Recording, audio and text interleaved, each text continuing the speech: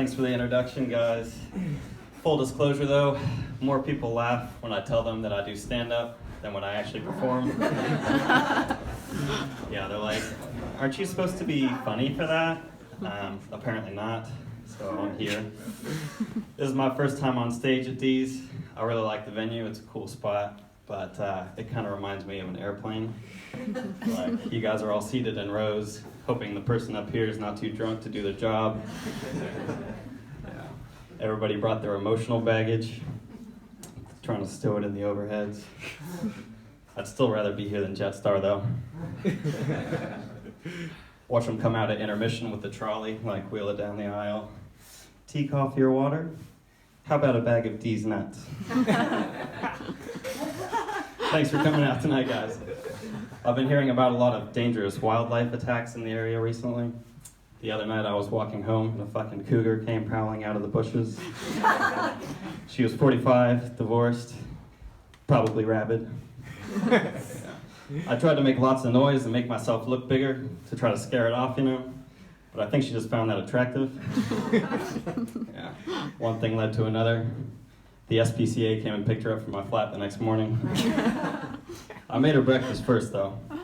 It was Mother's Day.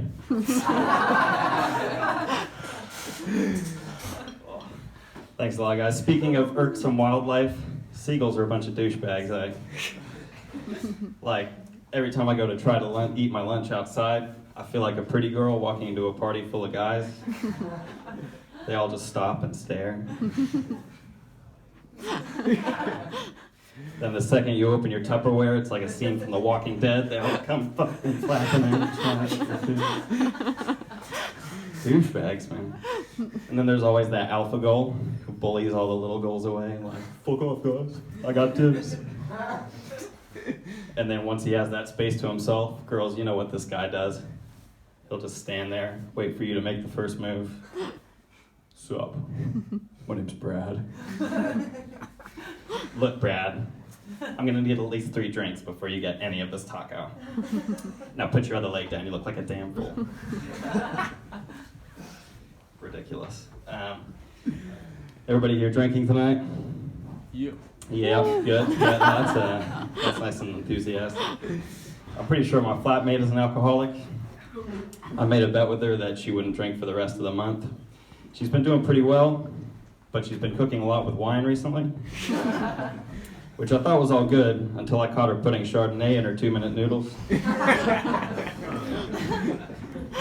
I was gonna hit her up about it, but it's pretty crafty. Like, they say necessity is the mother of invention, but I think these 8 standard noodles necessitate intervention. Yep, it's bad. So I went to town recently, and you'll hear some people tell stories about town like, oh yeah, I dropped like 10 ecstasies and like 100 acids and dropped like $1,000, bro, it was sweet. And you'd be like, shut up, Brad.